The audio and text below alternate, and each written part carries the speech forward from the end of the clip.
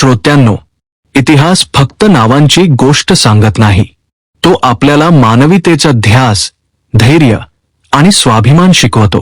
आज आपण ऐकणार आहोत एक अशा छाव्याची कथा ज्याने तलवार सोडून मानाच्या आणि मूल्यांच्या रणांगणात लढा दिला. संभाजी महाराज छत्रपती शिवाजींचा वारसदार एक राजासारखा नव्हता. ते होते स्वाभिमानाचे प्रतीक, अन्यायासमोर उभे राहणारा सिंह. या ऑडिओबुकमध्ये आपण अनुभवणार आहोत त्यांचे बालपण, राज्याभिषेक, युद्ध आणि कैद, आणि शेवटी त्यांच्या अद्भुत धैर्याची प्रेरणा. तयार आहात का? जिथे इतिहास आणि हृदय एकत्र येतो तेथे सुरू होतो छावा. तर मग ऐका आणि अनुभव घ्या. छावा, संभाजी महाराजांची अमरकथा. अध्याय 1. छत्रपतींचा छावा. इतिहासाच्या पानांवर काही नावे सोन्याने लिहिली जातात, तर काही नावे रक्ताने कोरली जातात. छावा ही कथा आहे अशाच रक्ताने लिहिलेल्या नावाची, छत्रपती संभाजी महाराज. पण त्याआधी तो होता शिवाजी महाराजांचा छावा. संभाजी महाराजांचा जन्म म्हणजे स्वराज्याच्या इतिहासात उगवलेला एक तेजस्वी सूर्य. रायगड, सिंहासन आणि त्या सिंहासनावर छत्रपती शिवाजी महाराज आणि त्यांच्या कुशीत एक लहानगा छावा. हा बालक सामान्य नव्हता. त्याच्या नजरेत बालपण नव्हतं, तिथे भविष्याची आग होती. संभाजी महाराजांचं बालपण सुखात गेलं असं म्हणता येणार नाही. राजपुत्र असूनही त्यांचं आयुष्य सतत असुरक्षिततेच्या सावलीत वाढलं. मुघलांचा धोका, आदिलशाहीचा कट आणि स्वराज्याभोवती शत्रूंचा गराडा. या सगळ्यात शिवाजी महाराज संभाजींना फक्त तलवार शिकवत नव्हते, ते त्यांना राजा घडवत होते. शिवाजी महाराज सांगायचे, राजा होणं सोपं असतं, पण स्वराज्यासाठी स्वतःला झोकून देणं हे फार कठीण असतं. हे शब्द संभाजी महाराजांच्या मनात कोरले गेले. बालपणीच संभाजी महाराजांनी आईचा विरह अनुभवला. मातृप्रेमाचा आधार कमी झाला, पण त्यामुळे त्यांचं मन कमजोर नाही झालं. उलट ते अधिक कठोर बनलं. एकाकीपणाने त्यांना मोडलं नाही, त्यांना घडवलं. राजदरबारात संभाजी महाराजांकडे सगळे सारखे पाहत नव्हते. काहींना वाटायचं हा मुलगा फारच स्वाभिमानी आहे, काहींना वाटायचं हा फार प्रश्न विचारतो. पण कुणालाच हे कळलं नाही की हा छावा फक्त प्रश्न विचारत नाही, तो अन्याय सहनही करत नाही. संभाजी महाराज लहानपणापासूनच स्पष्ट बोलायचे.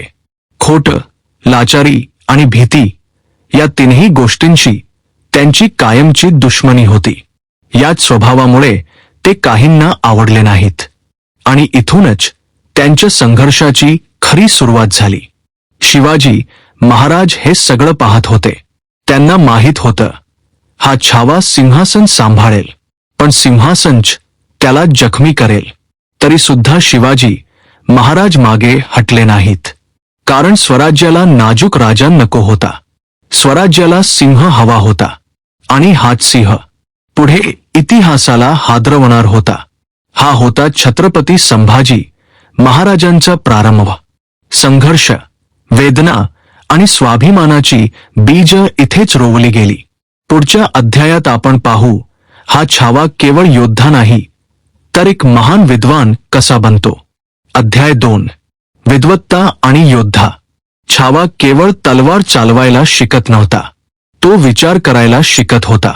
इतिहास ज्या गोष्टीकडे जाणीवपूर्वक दुर्लक्ष करतो ती गोष्ट म्हणजे छत्रपती संभाजी महाराजांची विद्वत्ता. रायगडच्या तटावर संध्याकाळ उतरायची. आकाशात केशरी छटा पसरायच्या आणि एका कोपऱ्यात एक तरुण राजपुत्र हातात तलवार नव्हे, ग्रंथ धरून बसलेला असायचा. हा होता संभाजी. संस्कृत, फारसी, मराठी, अरबी या भाषा त्यांनी केवळ शिकल्या नव्हत्या, त्यांवर प्रभुत्व मिळवलं होतं. शब्दांचा अर्थ, त्यामागचं तत्वज्ञान आणि त्या शब्दांची धार, संभाजी महाराज हे सगळं समजून घेत होते.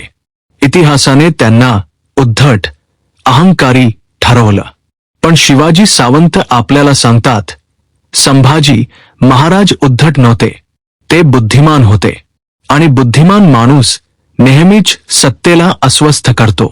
संभाजी महाराज प्रश्न विचारायचे, हे असंच का? परंपरेमागचं कारण काय? न्याय आणि अन्याय यात फरक कोण ठरवतो? दरबारात हे प्रश्न काहींना खुपायचे, कारण जे प्रश्न विचारतो तो झुकत नाही. शिवाजी महाराज हे सगळं पाहत होते. त्यांना माहीत होतं, हा मुलगा फक्त युद्ध जिंकणार नाही, तो विचारधारेची लढाई लढणार आहे. संभाजी महाराज कविता लिहायचे. त्यांच्या लेखणीत तेज होतं, तिखटपणा होता आणि सत्य बोलण्याची हिंमत होती. त्यांची कविता राजदरबाराला शोभणारी नव्हती, ती सत्याला शोभणारी होती, आणि म्हणूनच ती धोकादायक होती. काही सरदार मनात म्हणू लागले, हा मुलगा फारच जाणकार आहे, हा प्रश्न विचारतो, उद्या हा आपल्यालाच जाब विचारेल. आणि इथेच संभाजी महाराजांच्या विरोधाची बीज पेरली गेली. संभाजी महाराज हे सगळं समजत होते, पण त्यांनी आपला स्वभाव बदलला नाही, कारण त्यांना माहीत होतं, ध्यान लपवणारा राजा स्वराज्य घडवू शकत नाही. ते तलवार चालवायचे, तेवढ्याच ताकदीने ते विचार मांडायचे. त्यांच्या प्रत्येक शब्दात स्वाभिमान होता, आणि प्रत्येक विचारामागे स्वराज्याचं स्वप्न. संभाजी महाराज हळूहळू समजून घेत होते, युद्ध फक्त मैदानात होत नाही, युद्ध मेंदूतही होतं, आणि जो विचारांनी हरतो तो तलवारीनेही हरतो. हा छावा आता केवळ योद्धा नव्हता, तो बनत होता विचारवंत राजा. आणि इतिहासाला सर्वात जास्त भीती अशाच राजांची असते. हा होता छत्रपती संभाजी महाराजांचा दुसरा पैलू, विद्वत्ता, प्रश्न आणि न झुकणारी बुद्धी. पुढच्या अध्यायात आपण पाहू दरबारातील कटकारस्थानं, या विद्वान छाव्याविरुद्ध कशी उभी राहू लागली. अध्याय 3, दरबारातील कटकारस्थाने. इतिहासात शत्रू नेहमी सीमेबाहेर असतात असं नाही. कधी कधी सर्वात धोकादायक शत्रू दरबारात उभे असतात. रायगडचा दरबार बाहेरून भक्कम सोन्याने मढलेला, पण आतून संशय, असूया आणि सत्तेची लालसा यांनी पोखरलेला. या दरबारात संभाजी महाराज हळूहळू एकटे पडू लागले होते. संभाजी महाराज प्रश्न विचारायचे, निर्णयांवर तर्क लावायचे, आणि जे चुकीचं वाटायचं त्याला थेट नकार द्यायचे. हे सगळं काही सरदारांना अस्वस्थ करत होतं, कारण जिथे प्रश्न असतात तिथे कट उभे राहतात. काही सरदार आपसात कुजबुजू लागले, हा फार शहाणा आहे, हा सगळं समजतो, उद्या हा आपल्याला दरबारात उघड पाडेल. संभाजी महाराज त्यांच्यासाठी धोका बनत चालले होते. संभाजी महाराज हे सगळं पाहत होते, पण ते गप्प राहिले नाहीत. ते म्हणायचे, स्वराज्य म्हणजे कुणाच्या फायद्याचं साधन नाही, ते जनतेचं स्वप्न आहे. हे शब्द काहींना खुपले. दरबारात हळूहळू 2 गट तयार झाले. एक गट स्वराज्य, शिस्त आणि प्रामाणिकपणाचा, दुसरा गट स्वतःच्या सत्तेसाठी काहीही करणारा. आणि या 2 गटांमध्ये संभाजी महाराज काट्यासारखे उभे होते. शिवाजी महाराज हे सगळं पाहत होते. त्यांना कळत होतं, हा संघर्ष फक्त तलवारीचा नाही, हा संघर्ष स्वभावांचा आहे. काही सरदारांनी हळूहळू संभाजी महाराजांविषयी शिवाजी महाराजांच्या कानात विष ओतायला सुरुवात केली. हा हट्टी आहे, हा ऐकत नाही, हा योग्य वारस नाही. हे शब्द राजाच्या मनात शंका पेरत होते. संभाजी महाराज हे सगळं जाणून होते, पण त्यांनी आपली वाट बदलली नाही, कारण त्यांना माहीत होतं, सत्याची वाट नेहमीच एकाकी असते. दरबारात त्यांचं बोलणं कमी होत गेलं, पण त्यांची नजर अजून तीक्ष्ण झाली. ते लोक पाहत होते, स्वभाव ओळखत होते, आणि इतिहास समजून घेत होते. इथूनच संभाजी महाराजांच्या मनात एक गोष्ट स्पष्ट झाली, शत्रू फक्त बाहेर नाही, तो आतही आहे. हा अध्याय आपल्याला सांगतो, राजा असणं इतकं कठीण नसतं, पण दरबारात प्रामाणिक राहणं फार अवघड असतं. संभाजी महाराज आता फक्त युद्धाची तयारी करत नव्हते, ते विश्वासघातासाठीही मन घट्ट करत होते. पुढच्या अध्यायात आपण पाहू शिवाजी महाराजांच्या निधनानंतर हा छावा अचानक कसा एकटा राजा बनतो. अध्याय 4. शिवरायांचे निधन, जबाबदारीचा भार. काही क्षण इतिहासाला वळण देतात आणि काही क्षण इतिहासालाच पोरकं करून टाकतात. हा तसाच एक क्षण होता. छत्रपती शिवाजी महाराजांचे निधन.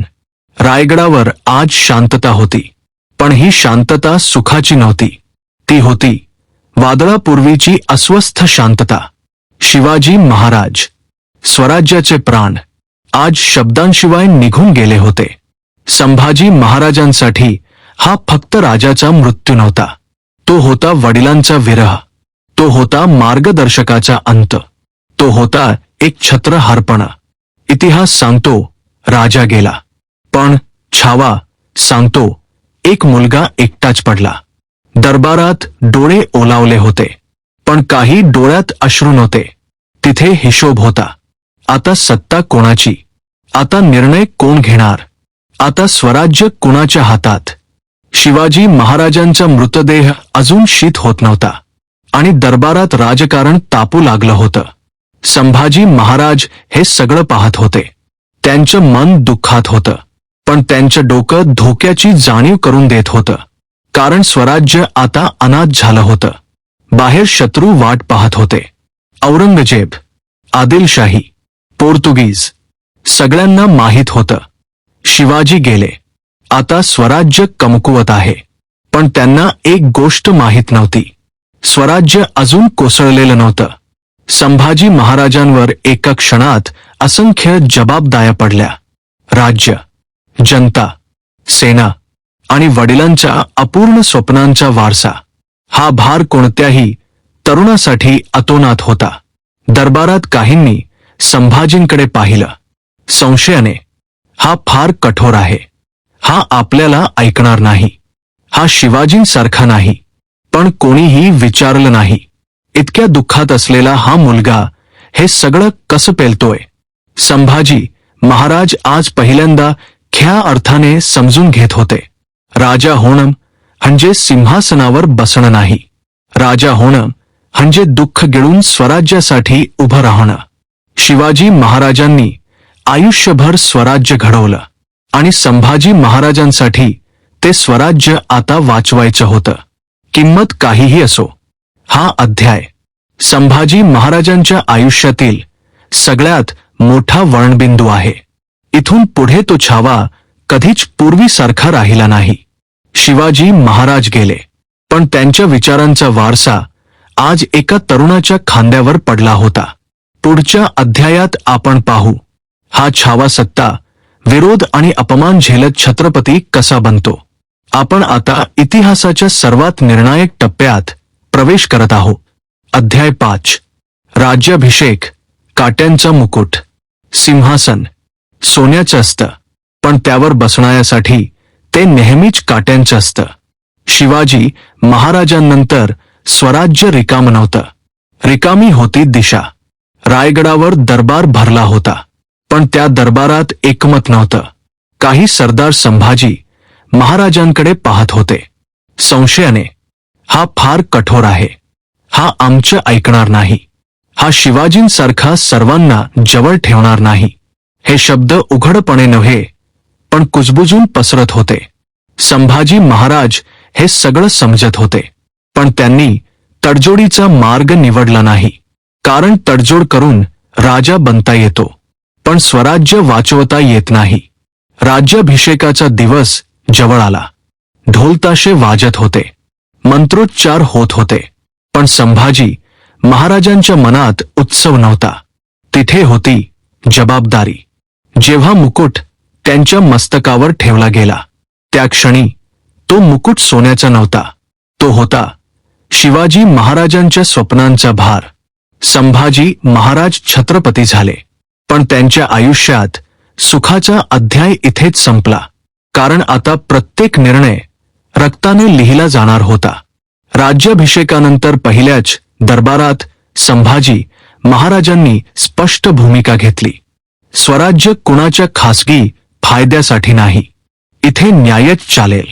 हे शब्द काहींसाठी धोक्याचा इशारा होते. ज्यांना सत्ता हवी होती ते अस्वस्थ झाले, ज्यांना स्वार्थ हवा होता ते सावध झाले, आणि ज्यांना स्वराज्य हवं होतं ते निशब्द उभे राहिले. संभाजी महाराज आता समजून गेले होते, राजा होणं म्हणजे सर्वांना आवडणं नाही.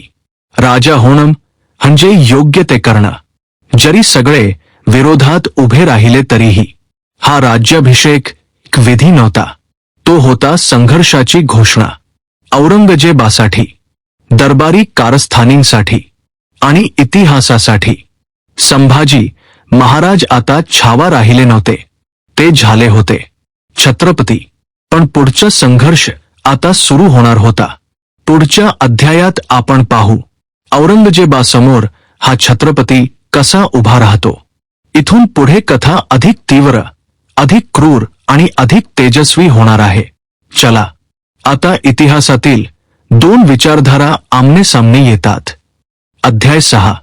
औरंगजेब विरुद्ध संभाजी, विचारांचा युद्ध. इतिहासात कधी कधी तलवारी भिडत नाहीत, विचार भिडतात. हा असा संघर्ष होता. एका बाजूला सत्ता, भीती आणि लाचारी, आणि दुसऱ्या बाजूला स्वाभिमान, स्वातंत्र्य आणि न झुकणारी मान. दिल्लीच्या सिंहासनावर औरंगजेब बसला होता. त्याचं साम्राज्य विशाल होतं, सेना प्रचंड होती आणि महत्वाकांक्षा अमर्याद होती. दक्षिणेत नजर टाकताना त्याला एकच अडथळा दिसत होता, मराठा स्वराज्य. आणि त्या स्वराज्याचा राजा छत्रपती संभाजी महाराज. औरंगजेबाने संभाजी महाराजांना फक्त शत्रू मानलं नाही, त्याने त्यांना आव्हान मानलं.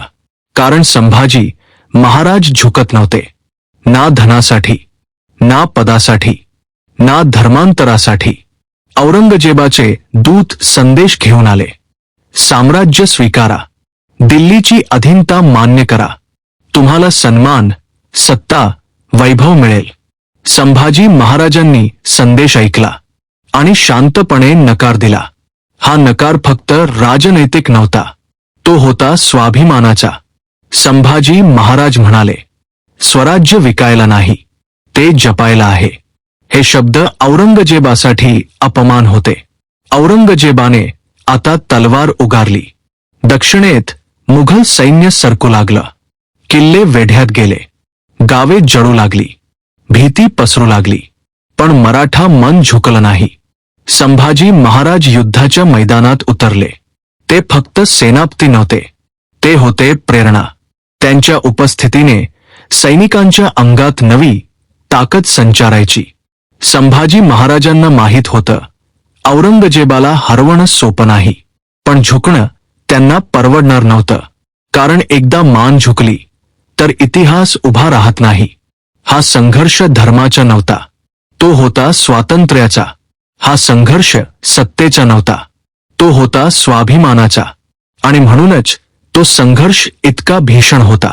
औरंगजेबाला संभाजी महाराज समजत नव्हते. त्याला वाटायचं हा राजा तुटेल. पण संभाजी महाराज माहीत होते, लोखंड आगीत तुटत नाही, ते अधिक कठीण होतं.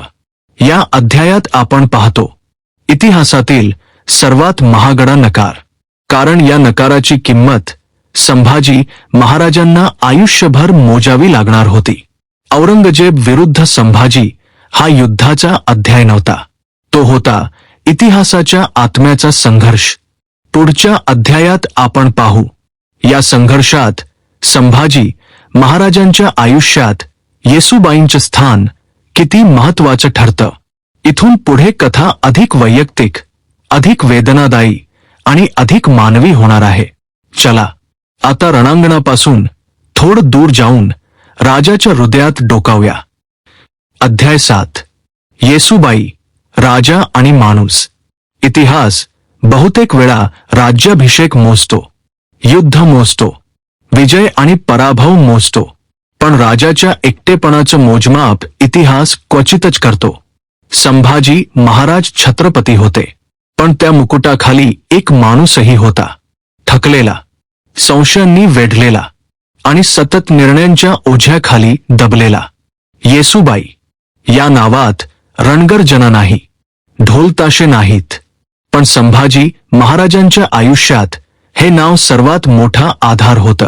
येसूबाई म्हणजे राजाची राणी नव्हे, त्या होत्या राजाच्या मनाची शांत जागा, जिथे तो छत्रपती नसतो, फक्त संभाजी असतो.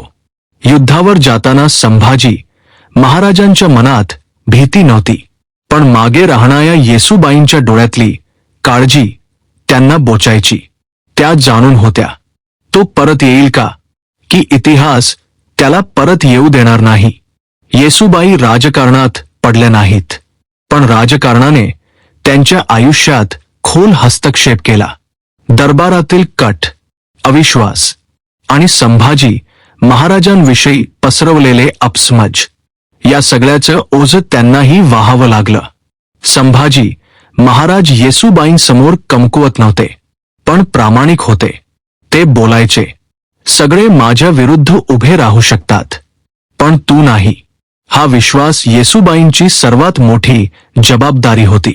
येसूबाई संभाजी महाराजांना राजा म्हणून नाही, तर माणूस म्हणून समजून घेत होत्या. आणि राजाला सर्वात जास्त याच गोष्टीची गरज असते. या अध्यायात शिवाजी सावंत आपल्याला दाखवतात, रणांगणावर शत्रूला हरवणं सोपं असतं, पण मनातील भीती, दुःख आणि एकटेपणा हरवणं सर्वात कठीण असतं. संभाजी महाराज हे युद्ध एकटे लढत नव्हते. त्यांच्या पाठीशी येसूबाईंचं निशब्द बळ उभं होतं.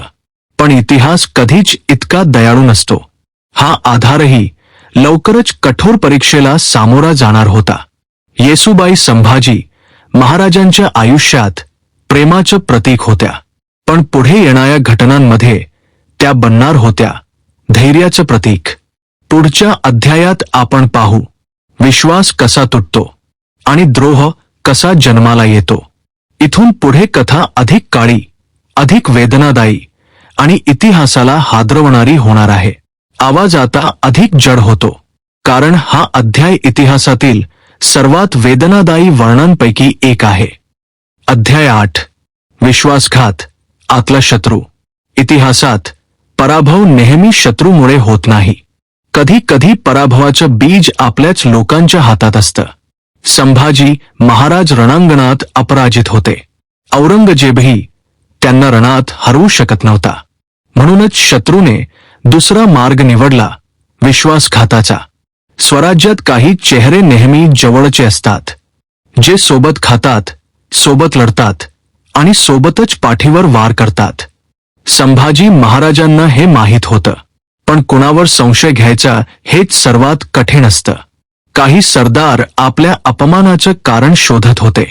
काहींना राजाची शिस्त नको होती, काहींना स्वराज्यापेक्षा स्वतःचा फायदा मोठा वाटत होता. आणि याच सगळ्यातून द्रोह जन्माला आला. संभाजी महाराजांविषयी गुप्त माहिती बाहेर पोहोचू लागली.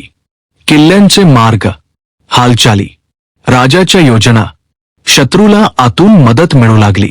आणि राजा अजूनही आपल्या माणसांवर विश्वास ठेवून होता. इतिहासातील हा सर्वात क्रूर क्षण आहे, जेव्हा संभाजी महाराज शत्रूपेक्षा आप्तांमुळे जास्त असुरक्षित झाले. विश्वास हा त्यांचा सर्वात मोठा गुण होता, आणि तोच त्यांचा सर्वात मोठा शाप ठरला. एक एक पाऊल चुकत गेलं, एक एक माहिती गळत गेली, आणि सिंहासाठी पिंजरा हळूहळू तयार होत गेला. संभाजी महाराज हे ओळखत होते, पण वेळ हातातून निसटत होती. विश्वासघात नेहमी आवाज करत नाही, तो हळूच येतो, मित्राच्या रूपात, निष्ठेच्या मुखवट्यात. या अध्यायात शिवाजी सावंत आपल्याला सांगतात, शत्रूशी लढता येतं, पण द्रोहाशी लढणं फार कठीण असतं, कारण द्रोह मनात घाव घालतो. संभाजी महाराज आता रणांगणावर नव्हते, ते उभे होते नियतीसमोर, आणि नियती आज निर्दयी होती.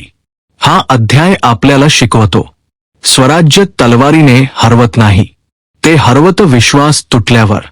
पुढच्या अध्यायात आपण पाहू हा विश्वासघात संभाजी महाराजांना औरंगजेबाच्या कैदेत कसा घेऊन जातो. इथून पुढे इतिहास अधिक अंधारात जातो, पण तेजही तितकंच वाढत, कारण आता इतिहास अंधाराच्या कड्यावर उभा आहे. अध्याय 9. कैद. सिंहपिंजऱ्यात. इतिहासात काही क्षण असे असतात जिथे तलवार थांबते आणि नियती चालायला लागते. अध्याय 8 मध्ये आपण पाहिलं विश्वासघात, आणि या अध्यायात आपण पाहणार आहोत त्याचा परिणाम. संभाजी महाराज आता रणांगणावर नव्हते, ते होते अनोळखी वाटांवर, थकलेल्या देहाने, पण अजूनही अभंग आत्म्याने. त्यांना माहीत नव्हतं की प्रत्येक पाऊल त्यांना कैदेच्या जवळ नेत आहे. औरंगजेब सिंहाशी थेट लढू शकत नव्हता, पण तो सापळे रचण्यात निपुण होता, आणि यावेळी सापळा पूर्ण तयार होता. एका रात्री जिथे आसरा हवा होता तिथे धोका लपलेला होता. संभाजी महाराज आणि कवी कलश हे दोघं नियतीच्या दयेवर होते, आणि नियती आज मुघलांच्या बाजूने होती. चारही बाजूंनी मुघल सैन्य, घोड्यांचे टाप, हत्यारांची चमक, आणि एक क्षण जिथे सिंहाला वेढा घातला गेला. संभाजी महाराज लढले. हो, ते लढले. शेवटच्या श्वासापर्यंत लढण्याची त्यांची सवयच होती. पण संख्या आणि द्रोह या दोघांपुढे एकटा सिंह थोडा वेळच उभा राहू शकतो, आणि तो क्षण आला जिथे मराठ्यांचा राजा कैद झाला. इतिहास थोडा थांबतो इथे, कारण हा क्षण पराभवाचा नाही, हा क्षण परीक्षेचा आहे. संभाजी महाराज जखमी होते, थकलेले होते, पण डोळ्यात भीती नव्हती. मुघल सरदार आनंदात होते. त्यांना वाटत होतं सिंह पिंजऱ्यात आला, पण त्यांना माहीत नव्हतं हा सिंह पिंजऱ्यात सुद्धा गर्जना करतो. संभाजी महाराजांना साखळ्यात बांधलं गेलं. राजा असूनही कैद्याप्रमाणे वागवलं गेलं, पण ते झुकले नाहीत. डोळ्यात राजे पण होतं, आणि मस्तक अजूनही उंच होतं. हा अध्याय आपल्याला सांगतो राजे पण मुकुटात नसतं, ते स्वाभिमानात असतं. आणि संभाजी महाराज आजही राजाच होते. औरंगजेबाला बातमी मिळाली संभाजी कैद झाला आहे, आणि त्या क्षणी त्याच्या मनात एकच विचार होता, अपमानाचा बदला. पुढे काय होणार आहे हे इतिहासाला माहीत आहे, पण ते ऐकणं सोपं नाही, कारण पुढचा अध्याय वेदनांनी भरलेला आहे. हा अध्याय आपल्याला शिकवतो शरीराला साखळ्या घालता येतात, पण स्वाभिमानाला नाही. पुढच्या अध्यायात आपण पाहू औरंगजेबाच्या दरबारात संभाजी महाराजांची पहिली भेट आणि पहिला अपमान. आता कथा वेदनेत शिरते, पण तेज अजून विझलेलं नाही. आता आवाज थरथरतो, कारण हा अध्याय शब्दांनी नाही, जखमांनी लिहिला गेलाय. अध्याय 10. दरबार, अपमानाचा आरसा. इतिहासात काही दरबार न्यायासाठी ओळखले जातात, आणि काही अपमानासाठी. आज आपण उभे आहोत अशाच एका दरबारात, जिथे सत्ता बोलते आणि सत्य गप्प बसतं. संभाजी महाराज साखळ्यात बांधलेले, राजा असूनही कैद्याच्या अवस्थेत. डोक्यावर मुकुट नाही, हातात तलवार नाही, पण छातीमध्ये अजूनही छत्रपतींचं हृदय धडधडत होतं. औरंगजेबाचा दरबार, सोनं, चांदी, रेशमी वस्त्र, आणि त्या सगळ्या ऐश्वर्याच्या मधोमध एक उभा सिंह, जखमी, थकलेला, पण अजिबात झुकलेला नाही. औरंगजेब संभाजी महाराजांकडे पाहतो. त्या नजरेत भीती नाही, आदर नाही, फक्त दाबलेला द्वेष. दरबारात पहिला शब्द औरंगजेबाचाच, तू शिवाजीचा मुलगा. दरबार हसतो, पण संभाजी महाराज हसत नाहीत. ते शांत आहेत, कारण खरे सिंह गरजत नाहीत. प्रत्येक वेळी अपमानावर अपमान सुरू होतो. राजाला विदूषकासारखं उभं केलं जातं. अवहेलना, टिंगल, धमक्या, पण संभाजी महाराज एकदाही डोळे खाली करत नाहीत, कारण त्यांना माहीत आहे आज त्यांचा देह कैदेत आहे, पण त्यांचा इतिहास मुक्त आहे. औरंगजेब शेवटचा प्रयत्न करतो. धर्मांतर, सत्ता, सुख, जिवंत राहण्याचं आमिष, आणि त्या क्षणी दरबार थांबतो. संभाजी महाराज बोलतात, माझा धर्म माझा श्वास आहे, तो काढायचा असेल तर माझा जीव घ्यावा लागेल. हा क्षण जिथे राजा नाही, फक्त स्वाभिमान उभा आहे. दरबार हादरतो, औरंगजेब पराभूत होतो. तलवारीने नाही, मनाने. कारण त्याला कळतं, हा राजा मारता येईल पण वाकवता येणार नाही. या अध्यायात शिवाजी सावंत आपल्याला दाखवतात, खरा पराक्रम रणांगणात नसतो, तो अपमान सहन करूनही न झुकण्यात असतो. हा अध्याय आपल्याला शिकवतो, राजे पण सिंहासनात नसतं, ते रेढीत असतं. पुढच्या अध्यायात आपण पाहू, या अपमानानंतर औरंगजेबाचा खरा क्रूर चेहरा आणि संभाजी महाराजांची अतुलनीय सहनशक्ती. इथून पुढे कथा वेदनादायी आहे, पण तीच वेदना इतिहासाला अमर करते. आता शब्दही जपून पडतात, कारण हा अध्याय वेदनेचा नाही, सहनशक्तीचा आहे.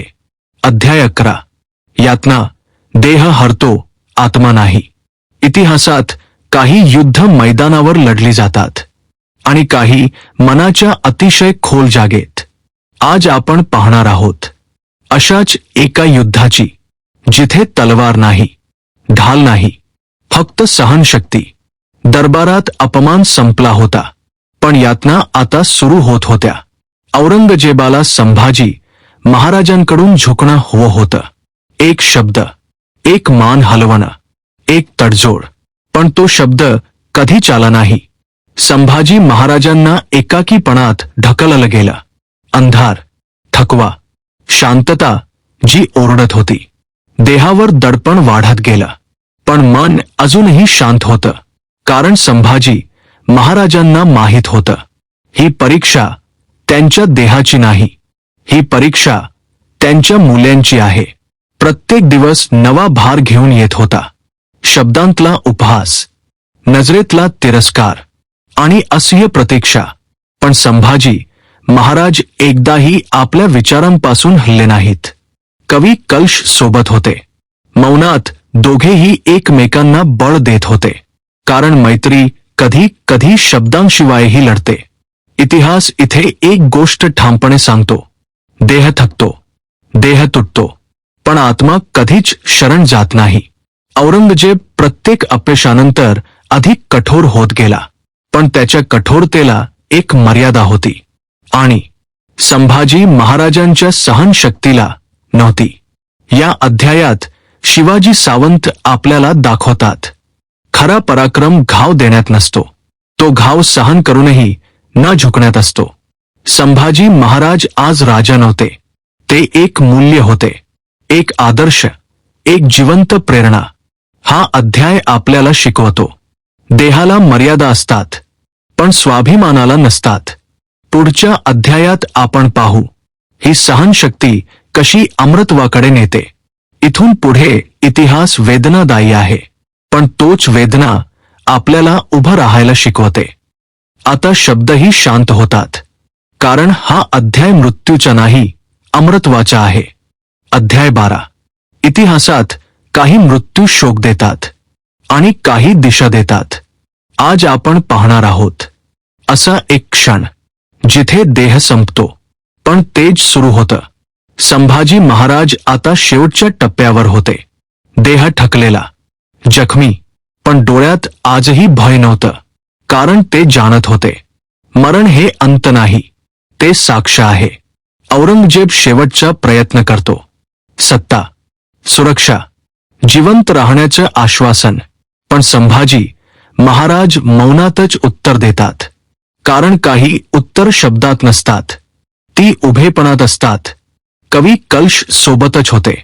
दोघांच्या मौनात एकच अर्थ, स्वराज्य कधीच वाकणार नाही. आणि तो क्षण येतो, जिथे इतिहास श्वास रोखून धरतो. संभाजी महाराज मस्तक उंच ठेवून उभे राहतात, राजासारखे नाही, मूल्यासारखे. हा क्षण पराभवाचा नाही, हा क्षण घडवणुकीचा आहे, कारण याच बलिदानातून उगम पावते प्रेरणा. संभाजी महाराजांचा देह हरतो, पण त्यांचं धैर्य स्वराज्याच्या नसांत उतरतो. त्यांचा स्वाभिमान प्रत्येक मराठ्याच्या हृदयात घर करतो. शिवाजी सावंत इथे आपल्याला सांगतात, इतिहास नावे लक्षात ठेवतो, पण तो मूल्यांना अमर करतो. संभाजी महाराज आज आपल्यात नाहीत, पण ते आपल्यातच आहेत. प्रत्येक न झुकणाया मानेत, प्रत्येक अन्यायाविरुद्ध उभ्या राहणाया पावलात. हा अध्याय आपल्याला शिकवतो, देह मरतो, पण तेज कधीच मरत नाही. श्रोत्यांनो, आपण आज फक्त एक कथा ऐकली नाही, आपण एक मूल्य अनुभवलं. संभाजी महाराज इतिहासातील फक्त एक नाव नव्हते, ते होते न झुकणारी मान, न विकणारा स्वाभिमान आणि अन्यायासमोर अखंड उभं राहणारं धैर्य.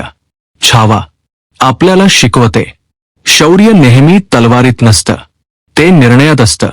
आणि संभाजी महाराजांचा प्रत्येक निर्णय स्वराज्यासाठी अर्पण होता.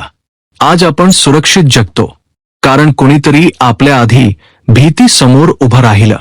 आज आपण स्वाभिमानाने बोलतो, कारण कुणीतरी मरणासमोरही मौनात न झुकलं. संभाजी महाराज देहाने गेले, पण तेजाने आपल्यातच राहिले. प्रत्येक अन्यायाविरुद्ध उभ्या राहणाऱ्या आवाजात, प्रत्येक सत्यासाठी दिलेल्या त्यागात. शिवाजी सावंत यांच्या लेखणीतून उतरलेला हा छावा आपल्याला इतिहास शिकवत नाही, तो जबाबदारी देतो. श्रोत्यांनो, जर ही कथा तुमच्या हृदयाला स्पर्श करून गेली असेल, जर या शब्दांनी तुम्हाला थोडं अधिक उभं राहायला शिकवलं असेल, तर ही ज्योत पुढे न्या. ही ऑडिओबुक आवडली असेल तर चॅनल सबस्क्राईब करा, लाईक करा, कॉमेंटमध्ये तुमचं मनोगत लिहा आणि ही प्रेरणा शेअर करा. कारण इतिहास जिवंत राहतो, तो ऐकला आणि जगला तरच. जय भवानी, जय शिवाजी, जय संभाजी.